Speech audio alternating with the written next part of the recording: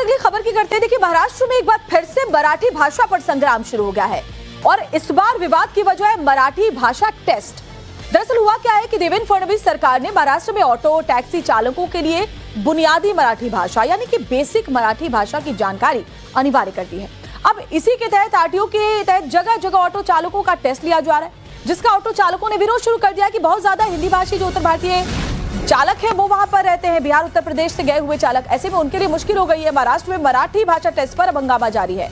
Auto taxi चालकों की हड़ताल का दूसरा दिन है। बड़ी खबर आपको बता रहे हैं, दरअसल बेसिक मराठी भाषा की जानकारी होना अनिवार्य कर दिया है और इसी को लेकर के आरटीओ ये भाषा की जो जानकारी है वो जुटाई जा रही है। ऑटो चालकों को टेस्ट लिया जा रहा है कि क्या अगर उनको बेसिक मराठी भाषा में कोई उनसे बात करता है तो उन्हें उसकी जानकारी है या नहीं है, और इसी का विरोध ये चालक कर रहे हैं क्योंकि वो अलग अलग राज्यों से आते हैं। देखिए, जानकारी आपको और दूं तो हड़ताल चल रही है महाराष्ट्र में ऑटो रिक्शा कैब ड्राइवर के लिए। दरअसल मराठी भाषा अब अनिवार्य कर दी गई है, उन्हें जानकारी मराठी भाषा की होनी चाहिए।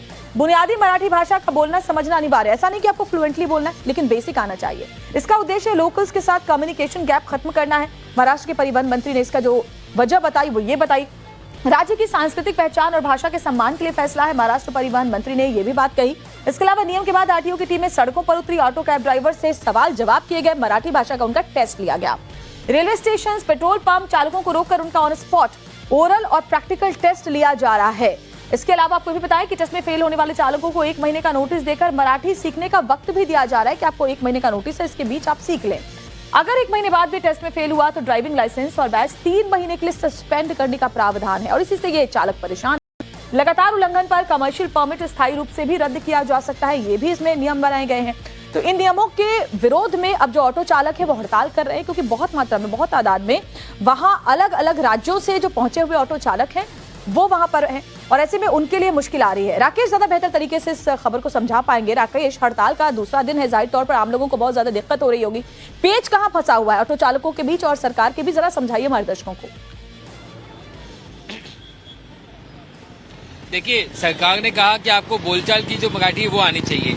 अब जो ऑटो रिक्शा वाले हैं उनका ये आरोप है कि हमें बोलचाल की भाषा तो हमने सीख ली है और लेकिन हम जो है आप हमसे अगर एक्सपेक्ट करेंगे कि हम बहुत ज्यादा शुद्ध मराठी बोलें तो वो हमारे लिए मुमकिन नहीं है। और इसके लिए अगर हम वो जिन्हें बोलचाल की भाषा थोड़ी बहुत नहीं भी आ गई है वो भी सीखने को तैयार हैं, लेकिन उसके लिए उन्हें और वक्त चाहिए। लेकिन उनका आरोप है कि जो आरटीओ के अधिकारी हैं वो मराठी टेस्ट के नाम पर उन्हें जो है परेशान कर रहे हैं, उन्हें बड़ी पेनल्टी 15,000 से लेकर के 25,000 रुपए की जो पेनल्टी है वो चार्ज कर रहे हैं। ऐसे में उनका जो गुस्सा है वो आरटीओ के खिलाफ है। वो कह रहे हैं हमारा जो गुस्सा है वो मराठी भाषा के खिलाफ नहीं है, सरकार के खिलाफ नहीं है। मराठी हमें आती भी है और हम सीखना भी चाहते हैं, लेकिन चूंकि मराठी टेस्ट के नाम पर कुछ ऐसे सवाल पूछे जाएंगे जो आउट ऑफ सिलेबस हैं, जो बहुत ज्यादा डिफिकल्ट हैं, वो जिसकी जरूरत नहीं है। जबकि सरकार ने कहा है कि जो है आपको बेसिक क्वेश्चन आने चाहिए। लेकिन जब ये हड़ताल का जब अनाउंसमेंट किया गया, आज दूसरा दिन है, इसके बाद में मुख्यमंत्री जो है खुद सामने आए, उन्होंने कहा कि कोई भी आरटीओ अधिकारी जो है वो किसी को परेशान नहीं करेगा और जो वक्त दिया जाएगा वो और बढ़ा करके दिया जाएगा। 1 महीने के लिए सिर्फ नोटिस दी जाएगी, लाइसेंस सस्पेंड अभी नहीं किया जाएगा। 1 महीने के बाद भी अगर फिर से ये डिमांड आती है